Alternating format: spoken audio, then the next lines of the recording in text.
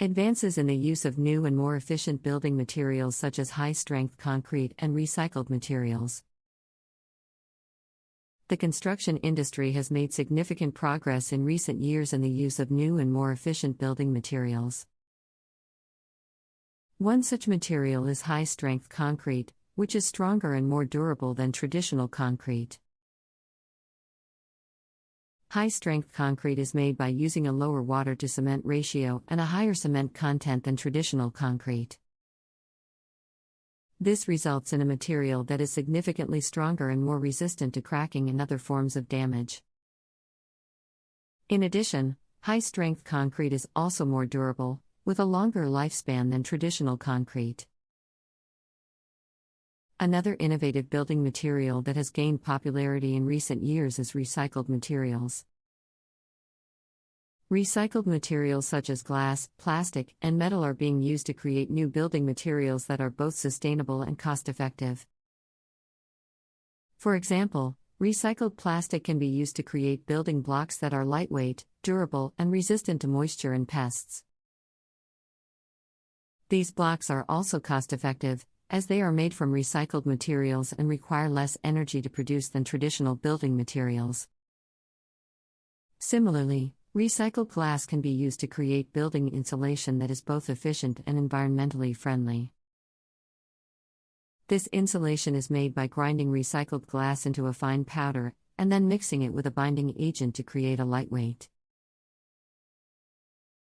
durable material that is highly effective at insulating buildings. In addition to high-strength concrete and recycled materials, other innovative building materials are also being developed. For example, self-healing concrete is a material that is capable of repairing cracks and other forms of damage on its own, reducing the need for expensive repairs and maintenance. The use of innovative building materials has also contributed to the development of more resilient and disaster-resistant buildings. For example, fiber-reinforced polymers, FRPs, are being used to strengthen buildings against earthquakes and other natural disasters. FRPs are lightweight, high-strength materials that can be used to reinforce concrete and other building materials. By adding FRPs to existing structures, buildings can be made more resistant to seismic activity, high winds, and other natural disasters. Similarly, new types of insulation materials are being developed that are resistant to fire and other forms of damage. For example, mineral wool insulation is a type of insulation that is made from natural materials and is highly resistant to fire, mold, and pests. In addition, innovative building materials are also being developed to address environmental challenges such as climate change. For example, materials such as cross-laminated timber, CLT, and bamboo are being used to create sustainable and environmentally friendly buildings. CLT is a type of engineered wood product that is made by gluing together layers of wood in alternating directions. This creates a material that is strong, durable, and environmentally friendly. In addition, CLT is a highly sustainable material, as it is made from fast-growing trees that absorb large amounts of carbon dioxide from the atmosphere. Bamboo is another highly sustainable building material that is gaining popularity in construction. It is a fast-growing, renewable material that is highly durable and resistant to pests and moisture. In addition, bamboo has a low carbon footprint and is an excellent alternative to traditional building materials such as concrete and steel. The use of innovative building materials is also contributing to the development of more aesthetically pleasing buildings. New materials can be designed to create unique textures, colors, and shapes, allowing architects and builders to create buildings that are both functional and visually appealing. For example, translucent concrete is a material that allows light to pass through, creating a unique and visually stunning effect. This material is made by embedding optical fibers in concrete, allowing natural light to pass through while still maintaining the structural integrity of the material. Similarly, 3D printed concrete is another innovative material that is changing the way buildings are designed and constructed. 3D printed concrete can be used to create complex shapes and structures that would be difficult or impossible to create using traditional building methods. This technology is also highly efficient, as it reduces waste and allows for faster construction times. In addition, innovative building materials are also being developed to address social and economic challenges. For example, affordable housing is a critical issue in many parts of the world, and new materials are being developed to create low-cost, sustainable housing solutions. One such material is compressed earth blocks, CEBs, which are made by compressing soil and other natural materials into blocks that can be used for construction. CEBs are highly sustainable and cost-effective, as they are made from natural materials and require little energy to produce. One of the most important benefits of using innovative building materials is the potential to reduce the environmental impact of construction. Traditional building materials such as concrete and steel have a significant carbon footprint, and their production contributes to greenhouse gas emissions. New materials such as hempcrete and timbercrete are being developed to address this issue. Hempcrete is a material made from hemp fibers and lime, creating a lightweight and highly insulating material that is also biodegradable. Timbercrete is a material made from sawdust and concrete, creating a strong and durable material that is also highly energy efficient. In addition, the use of innovative building materials can also improve indoor air quality. Traditional building materials such as paint and carpeting can release harmful chemicals into the air, contributing to poor indoor air quality. New materials such as green insulation and low-vogue paints are being developed to address this issue. Green insulation is made from natural materials such as cellulose, cotton, and wool, and is highly effective at insulating buildings while also being non-toxic and biodegradable. Low-vogue paints are made with fewer volatile organic compounds, reducing their impact on indoor air quality. Another benefit of using innovative building materials is the potential to create buildings that are more resilient to natural disasters. For example, bamboo is a highly resilient material that is able to withstand high winds and earthquakes. It is also highly sustainable, making it an ideal material for building in areas prone to natural disasters. Finally, the use of innovative building materials can also create new opportunities for local economies. Materials such as rammed earth and adobe are made from locally sourced materials and can be produced using traditional building methods, creating new jobs and supporting local communities. The use of innovative building materials is also driving the trend towards modular and prefabricated construction. Prefabricated buildings are constructed off-site in a controlled environment, using innovative materials and techniques to create high-quality, energy-efficient buildings. Prefabricated buildings are typically faster and more cost-effective to construct than traditional buildings, as they require less time and labor on-site. They can also be designed to be highly energy efficient, reducing their impact on the environment and lowering operating costs for building owners. In addition, prefabricated buildings can be easily disassembled and moved to new locations, making them ideal for temporary or mobile structures such as emergency housing or disaster relief shelters.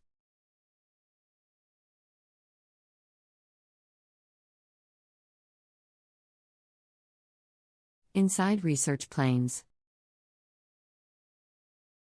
Research aircraft play a critical role in advancing the field of aviation, providing a platform for scientists and engineers to conduct experiments and test new technologies in a controlled environment. These aircraft are specially designed to meet the unique requirements of scientific research, and come in a variety of shapes and sizes. One type of research aircraft is the high-altitude research aircraft, which is designed to fly at high altitudes and conduct experiments in the upper atmosphere. These aircraft are typically equipped with sensors and instruments that can measure atmospheric conditions such as temperature, pressure, and composition. One example of a high-altitude research aircraft is the NASA UR-2, which is a modified version of the U-2 spy plane. The UR-2 is capable of flying at altitudes of up to 70,000 feet and is equipped with a suite of scientific instruments for conducting atmospheric research. Another type of research aircraft is the Unmanned Aerial Vehicle, UAV, which is a remotely piloted aircraft that can be used for a variety of scientific purposes. UAVs are particularly useful for conducting experiments in remote or hazardous environments, as they can be operated from a safe distance and can be equipped with a variety of sensors and instruments. One example of a research UAV is the NASA Global Hawk, which is a high-altitude, long-endurance aircraft that is capable of flying for up to 30 hours at a time. The Global Hawk is equipped with a variety of scientific instruments, including sensors for measuring atmospheric conditions and instruments for studying the Earth's surface. In addition to high-altitude research aircraft and UAVs, there are also specialized research aircraft designed for specific scientific purposes. For example, the NASA Stratospheric Observatory for Infrared Astronomy, SOFIA, is a modified Boeing 747 that is equipped with a telescope for studying the universe in the infrared spectrum. Other specialized research aircraft include the NASA WB-57, which is a high-altitude aircraft that is used for a variety of scientific purposes, including atmospheric research and remote sensing, and the DLR Falcon, which is a research aircraft used for atmospheric research and remote sensing. Research aircraft are also used to test new aircraft designs and technologies, both for civilian and military applications. These aircraft are often modified versions of existing aircraft, with additional sensors and instruments to measure the performance and behavior of the aircraft under different conditions. One example of a research aircraft used for testing new aircraft designs is the NASA X-59 Quest, which is being developed to test the feasibility of supersonic flight over land. The X-59 is designed to produce a quieter sonic boom, which could pave the way for commercial supersonic flight in the future. Another example is the Boeing X-48, which is a blended wing-body research aircraft that is being used to test new aircraft designs with improved fuel efficiency and reduced noise. The X-48 has a unique shape that combines the fuselage and wings into a single, seamless structure, which could offer significant benefits in terms of aerodynamic efficiency. Military research aircraft are also used to test new technologies and capabilities for military applications. One example is the Lockheed Martin U-2, which is a high-altitude reconnaissance aircraft used by the U.S. Air Force for intelligence gathering. The U-2 has been used in a variety of military conflicts, including the Cuban Missile Crisis and the Gulf War. Another example is the Northrop Grumman RQ-4 Global Hawk, which is an unmanned surveillance aircraft used by the U.S. military for intelligence gathering and reconnaissance. The Global Hawk is capable of flying at high altitudes for extended periods of time, providing a valuable tool for military operations. Research aircraft are also used to study the effects of climate change on the Earth's atmosphere and environment. These aircraft are equipped with sensors and instruments that can measure a variety of environmental factors, including temperature, humidity, and greenhouse gas concentrations. One example of a research aircraft used for climate research is the German Aerospace Center's HALO, high-altitude and long-range research aircraft. HALO is equipped with a suite of scientific instruments for studying atmospheric chemistry and climate change, including sensors for measuring greenhouse gas concentrations and aerosols. Another example is the NASA DC-8, which is a modified commercial airliner that is used for a variety of scientific purposes, including atmospheric research and climate modeling. The DC-8 has been used in a number of research projects related to climate change, including studies of the Arctic atmosphere and the effects of air pollution on climate.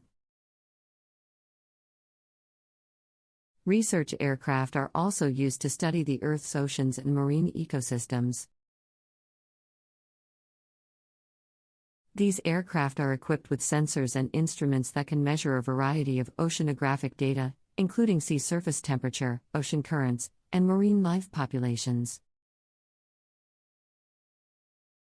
One example of a research aircraft used for oceanography is the NOAA WP-3D Orion, which is a modified version of a commercial airliner that is used for a variety of scientific purposes, including hurricane research and oceanography. The WP-3D is equipped with a variety of scientific instruments, including sensors for measuring sea surface temperature and ocean currents. In addition to scientific research, research aircraft are also used for education and outreach purposes, providing students and the public with opportunities to learn about aviation and scientific research. Many research aircraft are used for public demonstrations and outreach events, allowing people to see the aircraft up close and learn about the science behind their research. Research aircraft are also used for space exploration and research, providing a platform for scientists and engineers to conduct experiments and test new technologies in a space-like environment. These aircraft are specially designed to simulate the conditions of space, such as microgravity and extreme temperatures. One type of research aircraft used for space research is the zero-G aircraft, which is designed to provide short periods of weightlessness for experiments and astronaut training. These aircraft fly in parabolic arcs, creating brief periods of microgravity as they ascend and descend. Another type of research aircraft used for space research is the Stratospheric Observatory for Infrared Astronomy, SOFIA, which is a modified Boeing 747 that carries a telescope for studying the universe in the infrared spectrum. SOFIA is capable of flying at altitudes of up to 45,000 feet, providing a unique platform for studying the cosmos. Research aircraft are also used for testing new technologies and systems for space exploration, such as new propulsion systems, heat shields, and life support systems. These technologies can be tested in a controlled environment before being used in space missions, reducing the risks and costs associated with space exploration. In addition to space research, research aircraft are also used for a variety of other scientific purposes, such as studying natural disasters and conducting wildlife surveys. These aircraft are equipped with a variety of sensors and instruments for measuring environmental factors such as temperature, humidity, and air quality. One example of a research aircraft used for environmental research is the Beechcraft King Air, which is used by the National Oceanic and Atmospheric Administration, NOAA, for a variety of scientific purposes, including hurricane research and air quality monitoring. Research aircraft are also used for medical research and testing, providing a platform for scientists and engineers to study the human body and test new medical technologies in a controlled environment.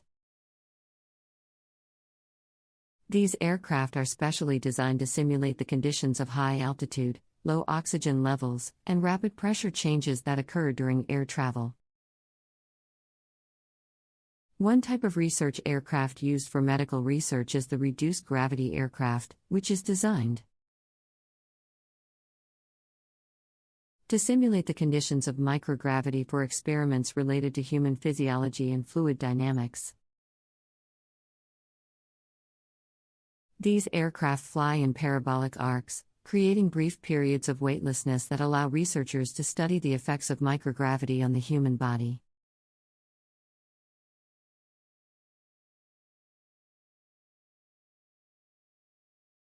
How ships operate.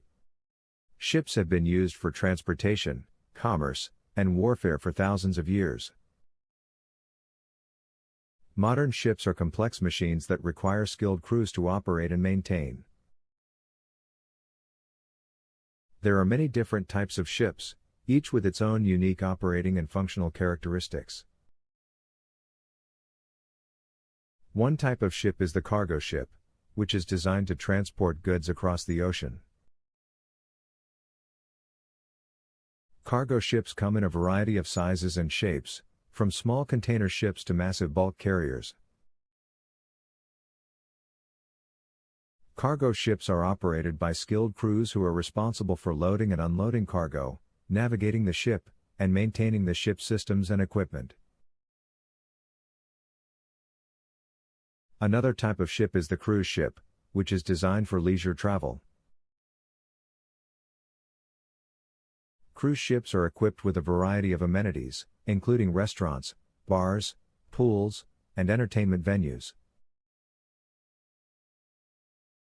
Cruise ships are operated by large crews who are responsible for providing a high level of service to passengers. Maintaining the ship's systems and equipment, and ensuring the safety of everyone on board.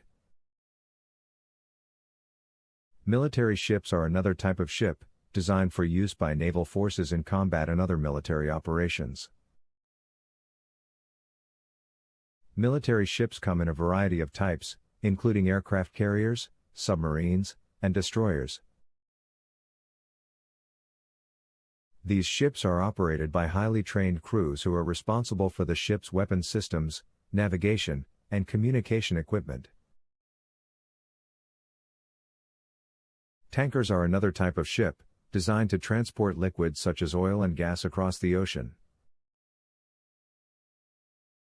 Tankers come in a variety of sizes and shapes, from small coastal tankers to massive supertankers. Tankers are operated by skilled crews who are responsible for loading and unloading cargo, navigating the ship, and maintaining the ship's systems and equipment. Fishing vessels are another type of ship, designed for commercial fishing operations. Fishing vessels come in a variety of types, including trawlers, longliners, and purse seiners. These ships are operated by skilled crews who are responsible for catching and processing fish, maintaining the ship's equipment, and ensuring the safety of everyone on board. Ships are powered by a variety of propulsion systems, including diesel engines, gas turbines, and electric motors. The type of propulsion system used depends on the type of ship, its intended use, and the operating conditions. Diesel engines are the most common type of propulsion system used on ships. These engines are reliable and efficient, and can be used on a variety of ship types, from small fishing vessels to large cargo ships. Diesel engines are typically fueled by heavy fuel oil, which is less expensive than other types of fuel. Gas turbines are another type of propulsion system used on ships. These engines are powerful and efficient, and are often used on military ships and high-speed ferries. Gas turbines are typically fueled by diesel or marine gas oil, which is more expensive than heavy fuel oil. Electric motors are also used as propulsion systems on ships, particularly on smaller vessels such as fishing boats and pleasure craft. Electric motors are quiet and efficient, and are often used in combination with a diesel generator to provide power for the ship's systems and equipment. In addition to propulsion systems, ships are equipped with a variety of other systems and equipment to ensure their safe and efficient operation. These include navigation systems, communication equipment, and safety equipment such as lifeboats and firefighting systems.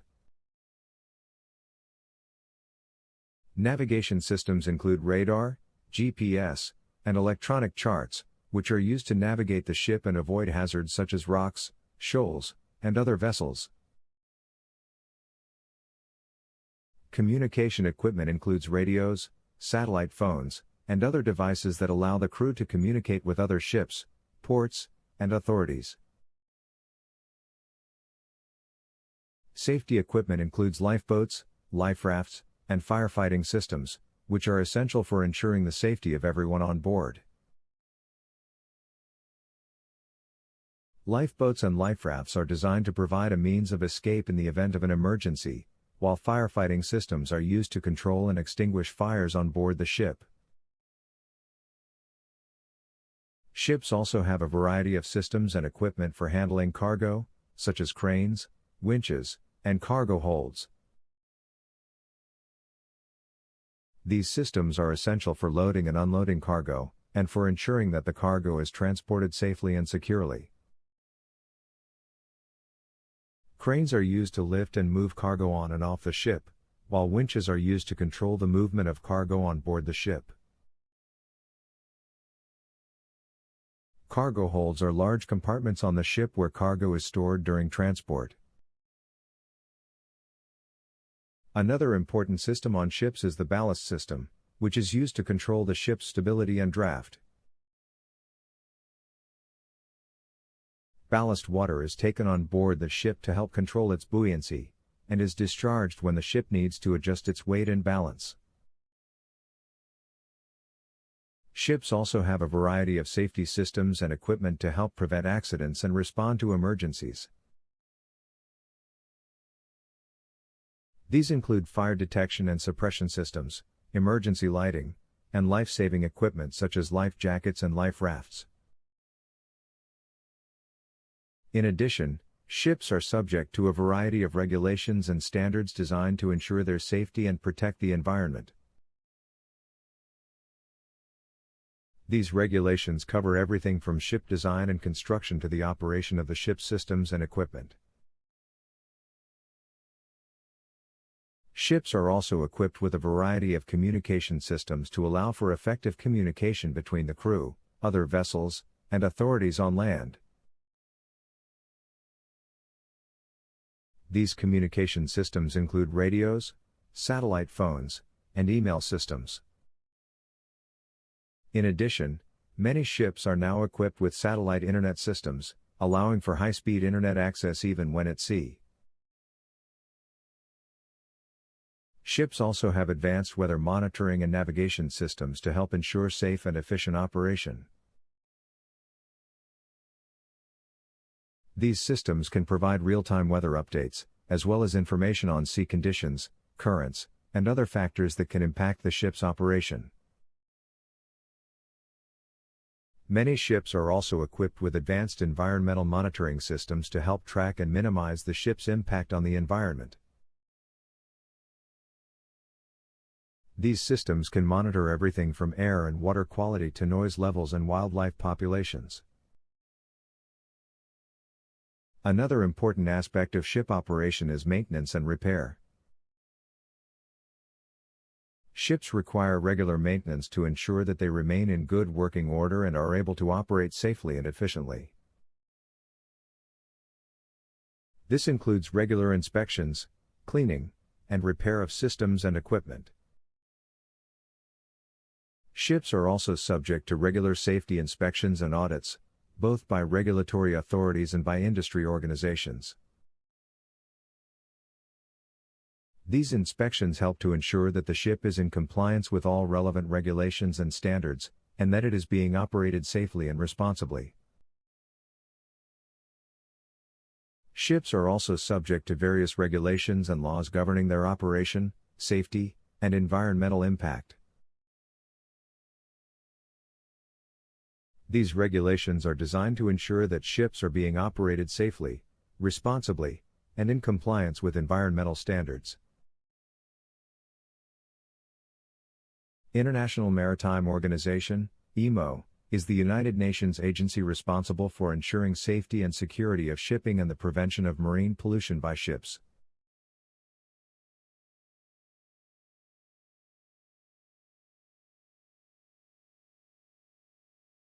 Nuclear weapons are a formidable force that have shaped the geopolitical landscape since their inception during World War II.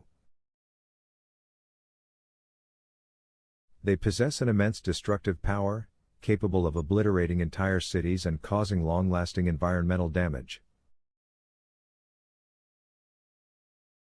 In this article, we will explore the operational mechanisms of various types of nuclear weapons,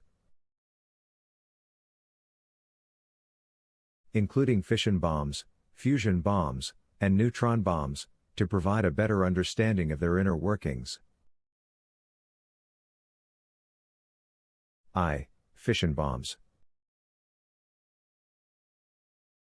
A. Basic principle.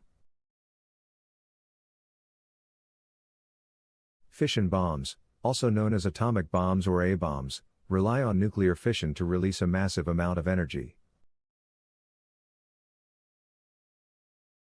The process involves splitting the nuclei of heavy isotopes, such as uranium-235 or plutonium-239, into lighter elements.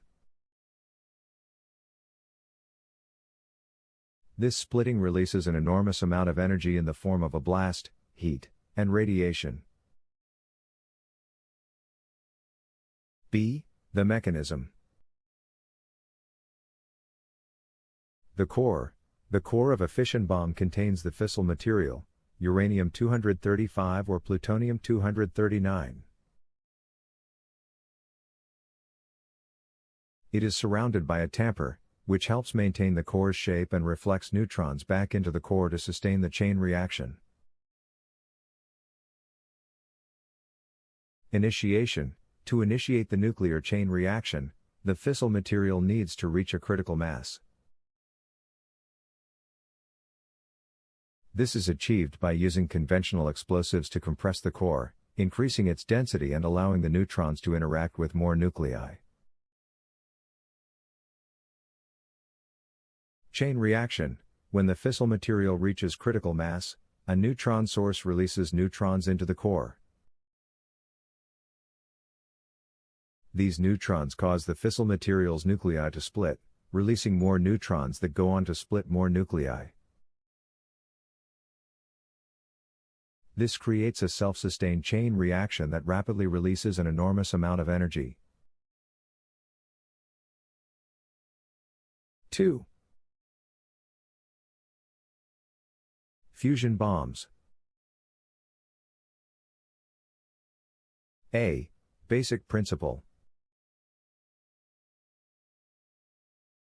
Fusion bombs, also known as hydrogen bombs or H-bombs, utilize nuclear fusion to release energy.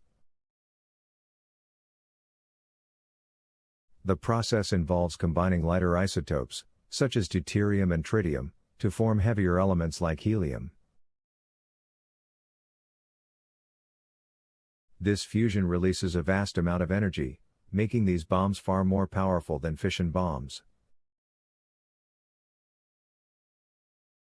B. The mechanism. Two-stage design. Fusion bombs typically have a two-stage design, with a fission bomb as the primary stage and a fusion fuel capsule as the secondary stage.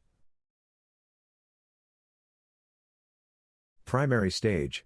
The primary stage functions similarly to a fission bomb, using conventional explosives to compress the fissile material and initiate a nuclear chain reaction. However, the primary purpose of this stage is to provide the necessary heat and pressure to trigger the secondary stage. Secondary stage. The secondary stage contains a fusion fuel capsule, usually a mixture of deuterium and tritium. The heat and pressure generated by the primary stage cause the fusion fuel to undergo nuclear fusion, releasing an even greater amount of energy than the fission reaction alone. 3. Neutron bombs. A. Basic principle. Neutron bombs, also known as enhanced radiation weapons, are a type of thermonuclear weapon designed to release a larger proportion of their energy as neutron radiation. These bombs are intended to cause significant damage to enemy personnel while minimizing damage to infrastructure. B. The mechanism. Neutron bombs utilize the same two-stage design as fusion bombs, but with key differences in the secondary stage. The fusion fuel capsule contains a higher concentration of tritium, which increases the production of neutron radiation. Additionally, the bomb's casing is designed to allow more of this radiation to escape, rather than being absorbed and converted into a blast and heat. Conclusion. Nuclear weapons are a powerful and devastating force, with the potential to cause unimaginable destruction. Understanding the operational mechanisms of fission bombs, fusion bombs, and neutron bombs can help us better comprehend the immense power they possess and the potential consequences of their use. As we continue to advance our knowledge in nuclear technology, it is crucial for governments and international organizations to prioritize disarmament,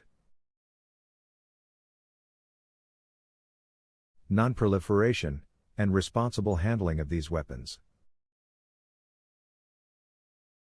This will help mitigate the risks associated with nuclear weapons and promote a more peaceful and secure world.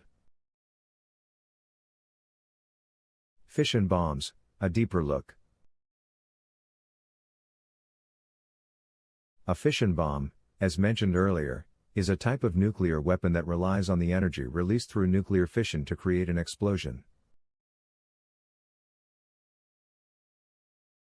This section will delve deeper into the components and processes involved in a fission bomb's detonation. Components of a fission bomb. A fission bomb typically consists of the following components. A. Fissile material. The core of a fission bomb is made up of fissile material, usually uranium-235 or plutonium-239. These isotopes are capable of sustaining a nuclear chain reaction due to their ability to capture neutrons and undergo fission, producing more neutrons in the process. B. Tamper. Surrounding the fissile material is a layer called the tamper, typically made of a dense metal such as uranium or beryllium. The tamper serves multiple purposes. It reflects neutrons back into the core, increasing the efficiency of the chain reaction. It helps maintain the core's shape during compression, ensuring a more effective explosion, and in some cases, it can also undergo fission, adding to the overall energy released. C. Conventional explosives. High explosives, often arranged in a symmetrical, geometric pattern called a lens, surround the core and tamper. When detonated, these explosives create a shock wave that compresses the core and triggers the fission process. D. Neutron initiator. At the center of the core is a neutron initiator, which releases neutrons into the fissile material at the precise moment of compression. This can be a polonium-beryllium mixture or another neutron-emitting substance. Stages of fission bomb detonation. A. Compression. The conventional explosives are detonated, creating a shock wave that compresses the fissile material. This compression increases the core's density, causing it to reach a critical mass, which is necessary for the fission chain reaction to be self-sustaining. B. Neutron initiation. The neutron initiator releases a burst of neutrons into the compressed core.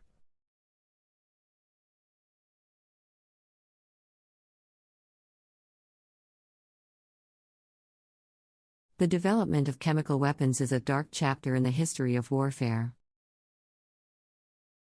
Chemical weapons are designed to kill or incapacitate people by using toxic chemicals, such as nerve agents, blister agents, and choking agents. The process of inventing and using chemical weapons has been a controversial and tragic one. Chemical weapons were first developed and used in World War I. The use of chemical weapons in the trenches of the Western Front caused widespread horror and outrage. Despite this, chemical weapons were used again in subsequent conflicts, including the Iran-Iraq War in the 1980s. The process of inventing chemical weapons involves the identification of toxic chemicals that can be used to kill or incapacitate people. This requires a deep understanding of chemistry and toxicology. Once a suitable chemical has been identified, it must be refined and weaponized, which involves creating a delivery system that can effectively disperse the chemical over a wide area. One of the most infamous chemical weapons is sarin, a nerve agent that was first developed in Germany in the 1930s. Sarin is a clear, colorless liquid that is highly toxic when inhaled or absorbed through the skin. It can cause convulsions, paralysis, and death within minutes of exposure. Other nerve agents include VX and Tavin. Blister agents, such as mustard gas, are another type of chemical weapon. Mustard gas was first used in World War I and can cause severe burns, blindness, and respiratory damage. Choking agents, such as chlorine gas, can cause asphyxiation and respiratory failure. The use of chemical weapons is prohibited under the Chemical Weapons Convention, which was signed by most countries in the world. The convention aims to eliminate the production, stockpiling, and use of chemical weapons. However, there have been several instances of the use of chemical weapons in recent years, including in Syria and Iraq. Certainly, the use of chemical weapons has been a controversial issue since their first use in World War I. The effects of these weapons can be devastating, causing widespread injury, illness, and death. The development and use of chemical weapons has been the focus of international scrutiny and regulation for many years. The process of inventing chemical weapons is complex and requires a deep understanding of chemistry and toxicology. Once a suitable chemical has been identified, it must be refined and weaponized. This involves creating a delivery system that can effectively disperse the chemical over a wide area. This may involve the use of bombs, rockets, or other types of munitions. One of the challenges of using chemical weapons is that they can be difficult to control. Once a chemical agent has been released, it can be carried by the wind or other environmental factors, potentially causing harm to unintended targets, including civilians. This makes the use of chemical weapons particularly controversial and can have wide-ranging implications for international security and human rights. The use of chemical weapons is prohibited under international law. The Chemical Weapons Convention, which was signed in 1993, aims to eliminate the production, stockpiling, and use of chemical weapons. The convention has been ratified by most countries in the world, and it has been successful in reducing the number of countries that possess chemical weapons. Despite this, there have been several instances of the use of chemical weapons in recent years. The use of chemical weapons in Syria in 2013 and 2017, for example, sparked international outrage and condemnation. The use of chemical weapons in the assassination of Kim Jong-nam, the half-brother of North Korean leader Kim Jong-un, in 2017 also raised concerns about the proliferation of chemical weapons. The development and use of chemical weapons has been a major concern for many years, and the international community has taken significant steps to prevent their proliferation and use. However, there are still many challenges and issues that need to be addressed in order to effectively eliminate chemical weapons. One of the challenges of preventing the use of chemical weapons is the difficulty of detecting and preventing their use. Chemical weapons can be easily concealed, and it can be difficult to determine who is responsible for their use. In addition, there are concerns about the potential use of chemical weapons by terrorist groups, who may not be deterred by international law or norms. Another challenge is the issue of disarmament. While many countries have signed the Chemical Weapons Convention and pledged to eliminate their stockpiles of chemical weapons, some countries have been slow to meet their obligations. The process of dismantling chemical weapons can be complex and expensive, and there are concerns about the potential for accidents or leaks during the process. Another issue is the potential for new types of chemical weapons to be developed. Advances in technology and chemistry could lead to the creation of new types of chemical weapons that are more lethal, more easily concealable, or more difficult to detect. This could pose a significant challenge for the international community in preventing their development and use.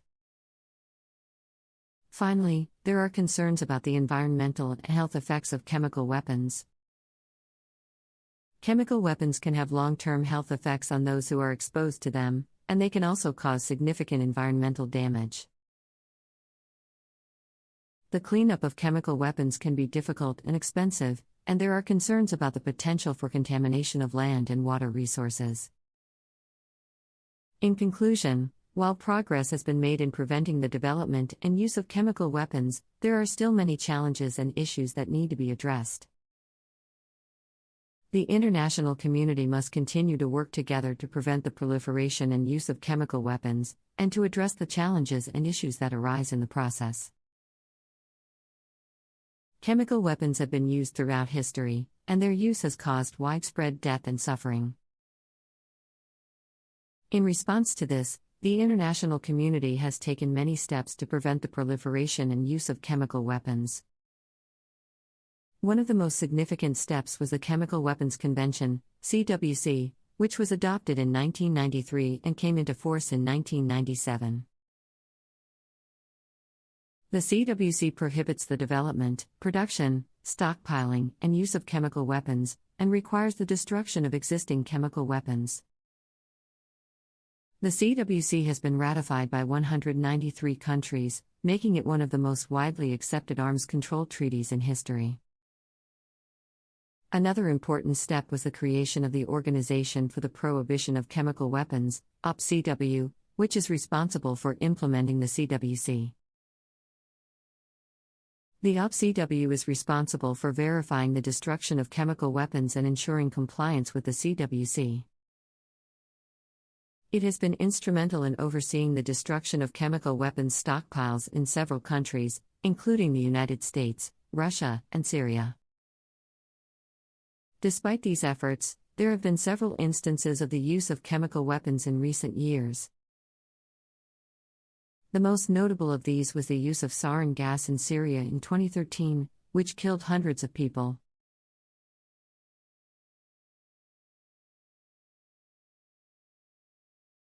Electromagnetic weapons, also known as directed energy weapons, are a class of weapons that use electromagnetic radiation to cause damage to targets.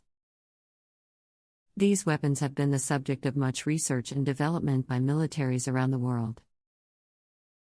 And their potential applications range from disrupting communication systems to disabling enemy weapons. One type of electromagnetic weapon is the high-powered microwave, HPM, weapon, which emits a burst of microwave energy that can disrupt or destroy electronic systems. HPM weapons can be used to disable enemy communication systems, radar, and navigation systems, making it difficult for the enemy to coordinate their forces. Another type of electromagnetic weapon is the laser weapon, which uses high-powered lasers to damage or destroy targets. Laser weapons can be used to disable enemy aircraft, missiles, and other weapon systems, and they can also be used for precision strikes against ground targets. Electromagnetic pulse (EMP) weapons are another type of directed energy weapon, which use a high-energy burst of electromagnetic radiation to damage or destroy electronic equipment. EMP weapons can be used to disable enemy communication systems, computers, and other electronic systems, making it difficult for the enemy to coordinate their forces. The development and use of electromagnetic weapons raise a number of ethical and legal considerations. The use of these weapons could result in collateral damage to civilians and noncombatants. And there are concerns about the potential long-term health effects of exposure to electromagnetic radiation. There are also concerns about the potential for these weapons to be used for malicious purposes. The use of electromagnetic weapons by non-state actors, such as terrorists or criminal organizations, could pose a significant threat to national security and public safety. International norms and regulations are in place to regulate the development and use of electromagnetic weapons. The Convention on Certain Conventional Weapons, for example, prohibits the use of weapons that are intended to cause unnecessary suffering or harm to combatants or civilians. It is important that these regulations are enforced and that the development and use of electromagnetic weapons are closely monitored. The Convention on Certain Conventional Weapons, CCW, this is a treaty that was adopted in 1980 and amended in 2001. The CCW prohibits the use of weapons that are intended to cause unnecessary suffering or harm to combatants or civilians. The use of electromagnetic weapons that are indiscriminate or cause unnecessary harm would violate this treaty. The Biological Weapons Convention, BWC, this is a treaty that was adopted in 1972 and prohibits the development, production, and stockpiling of biological weapons. While the BWC does not specifically address electromagnetic weapons, it is relevant in the context of research into the potential use of electromagnetic weapons for biological warfare. The Chemical Weapons Convention, CWC, this is a treaty that was adopted in 1993. It prohibits the development, production, stockpiling, and use of chemical weapons. While the CWC does not specifically address electromagnetic weapons, it is relevant in the context of research into the potential use of electromagnetic weapons for chemical warfare. The International Code of Conduct for Outer Space Activities, this is a non-binding code of conduct that was adopted in 2014 and sets out guidelines for responsible behavior in outer space. The code includes a provision that calls for the prevention of the placement of weapons in outer space, including electromagnetic weapons. The United Nations Charter, the UN Charter prohibits the use of force except in self-defense or with the authorization of the UN Security Council. The use of electromagnetic weapons in a manner that violates this principle would be illegal under international law. There have been several types of electromagnetic weapons that have been developed or are currently in development. Here are some examples. High-powered microwave, HPM, weapons. These weapons emit a burst of microwave energy that can disrupt or destroy electronic systems. HPM weapons can be used to disable enemy communication systems, radar, and navigation systems. Laser weapons. These weapons use high-powered lasers to damage or destroy targets. Laser weapons can be used to disable enemy aircraft, missiles, and other weapons systems. They can also be used for precision strikes against ground targets. Electromagnetic pulse, EMP, Weapons. These weapons use a high-energy burst of electromagnetic radiation to damage or destroy electronic equipment. EMP weapons can be used to disable enemy communication systems, computers, and other electronic systems. Railguns. These weapons use electromagnetic force to accelerate projectiles to high speeds. Railguns can fire projectiles over long distances with high accuracy and could potentially be used for naval warfare. Active Denial System (ADS). This weapon uses millimeter wave electromagnetic radiation to create a sensation of burning on the skin. The ADS is designed to be a non-lethal weapon for crowd control and can be used to disperse crowds or deter individuals from approaching a target. Radiofrequency weapons. These weapons use high-powered radiofrequency energy to damage or destroy electronic systems. Radiofrequency weapons can be used to disable enemy communication systems, disrupt electronic equipment, and interfere with satellite transmissions. The development and use of electromagnetic weapons raise a number of ethical and legal considerations. Here are some additional aspects to consider. Collateral damage. Electromagnetic weapons have the potential to cause collateral damage to civilians and noncombatants. The use of electromagnetic weapons in populated areas could result in unintended harm to innocent people. Health effects. There are concerns about the potential long-term health effects of exposure to electromagnetic radiation. The use of electromagnetic weapons could pose a risk to the health of individuals who are exposed to them. Non-lethal weapons. Some electromagnetic weapons are designed to be non-lethal, such as the active denial system. However, there are concerns about the potential for these weapons to cause unintended harm or be used in a manner that violates human rights. International regulations. International regulations are in place to regulate the development and use of electromagnetic weapons. It is important that these regulations are enforced and that the development and use of electromagnetic weapons are closely monitored to prevent their misuse. Dual-use technology. Many of the technologies used in the development of electromagnetic weapons have legitimate civilian applications. It is important to ensure that these technologies are not misused for military purposes. Transparency and accountability. It is important that the development and use of electromagnetic weapons are subject to transparency and accountability. Governments and militaries should be open about their research and development activities and should be held accountable for any misuse of electromagnetic weapons. The development and use of electromagnetic weapons continue to be a complex and evolving issue that requires ongoing attention and effort from the international community. Here are some additional aspects to consider. Emerging technologies. As new technologies emerge, it is important to assess their potential risks and benefits, and to develop appropriate regulations to govern their use.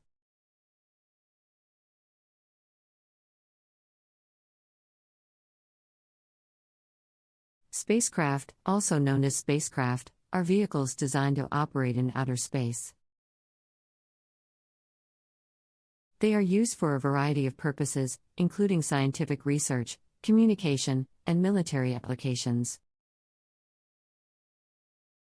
In this article, we will discuss the different types of spacecraft and how they operate.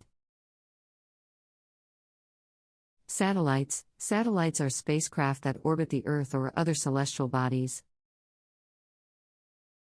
They are used for a variety of purposes, including communication, navigation, and scientific research.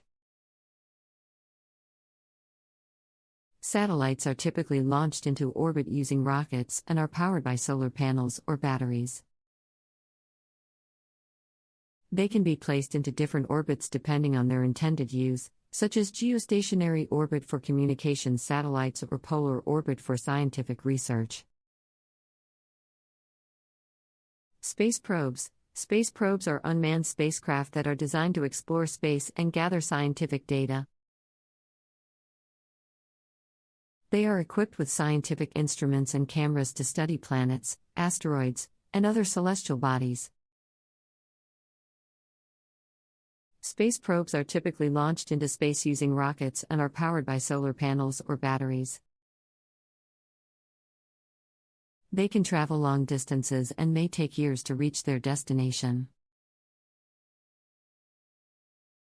Manned spacecraft. Manned spacecraft are vehicles designed to carry human astronauts into space. They are used for a variety of purposes, including scientific research, space tourism, and military applications. Manned spacecraft are typically launched into space using rockets and are powered by fuel cells or batteries. They require life support systems to provide oxygen, food, and water for the astronauts. Spaceplanes. Spaceplanes are spacecraft that are designed to take off and land like airplanes. They are used for a variety of purposes, including scientific research and military applications. Spaceplanes are typically launched into space using rockets and are powered by rocket engines or jet engines. They can fly at high altitudes and may be able to reach space without the need for a separate rocket booster. Space stations. Space stations are habitats designed for long-term human occupation in space. They are used for a variety of purposes, including scientific research and as a staging area for manned missions to other celestial bodies. Space stations are typically assembled in orbit using a combination of manned and unmanned spacecraft. They are powered by solar panels and require life support systems to provide oxygen, food, and water for the astronauts. Here are some additional aspects to consider about the operation of different types of spacecraft.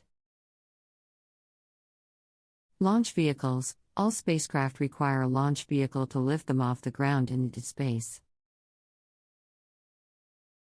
Launch vehicles can be rockets or spaceplanes, and they vary in size and power depending on the payload they are carrying. Launch vehicles are designed to withstand the extreme forces and temperatures associated with space launch and can be single-use or reusable. Propulsion. Once in space, spacecraft require propulsion systems to maneuver and maintain their orbit. Propulsion systems can be chemical rockets, electric thrusters, or solar sails. The type of propulsion system used depends on the mission requirements and the distance the spacecraft needs to travel. Communication. Spacecraft require communication systems to transmit data and receive commands from Earth. Communication systems can be radio antennas or laser communication systems. The type of communication system used depends on the distance the spacecraft is from Earth and the amount of data that needs to be transmitted. Power. Spacecraft require power to operate their systems and instruments. Power can be generated using solar panels, nuclear power sources, or batteries. The type of power source used depends on the mission requirements and the spacecraft's location in space. Navigation. Spacecraft require navigation systems to determine their position and velocity in space. Navigation systems can be based on star tracking, radio signals, or optical sensors. The type of navigation system used depends on the mission requirements and the accuracy required. Life support. Manned spacecraft and space stations require life support systems to provide oxygen, food, and water for the astronauts. Life support systems can also regulate temperature, humidity, and air quality. The development of sustainable life support systems is critical for long-duration space missions and human habitation of other planets. Here are some additional aspects to consider about the operation of spacecraft. Mission planning. The operation of spacecraft begins with mission planning, which involves defining the mission objectives, selecting the appropriate spacecraft design, and developing a launch and operational plan. Mission planning involves a wide range of experts, including engineers, scientists, and mission managers, and can take years to complete.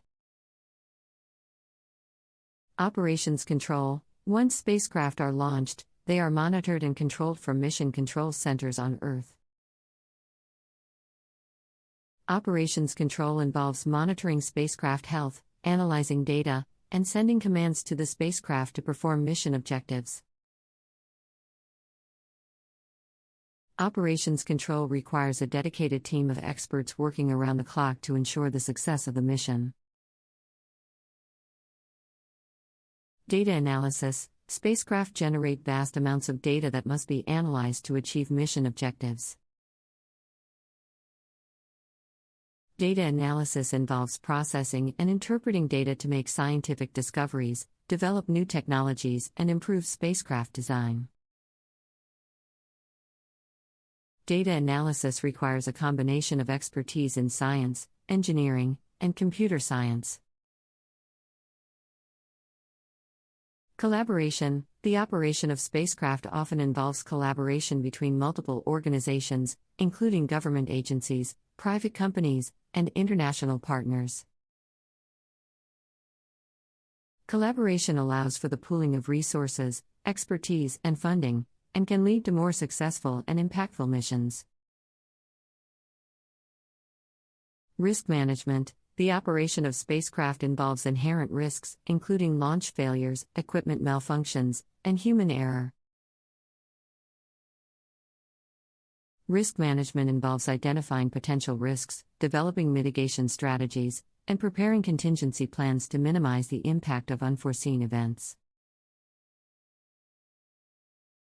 Risk management is critical to the success of space missions and the safety of astronauts and ground personnel. The operation of spacecraft involves inherent risks that can impact the success of the mission and the safety of astronauts and ground personnel. Here are some common risks in spacecraft operations. Launch failures. Launching a spacecraft into space is a complex and risky process that can be impacted by a range of factors, including mechanical failure, weather conditions, and human error.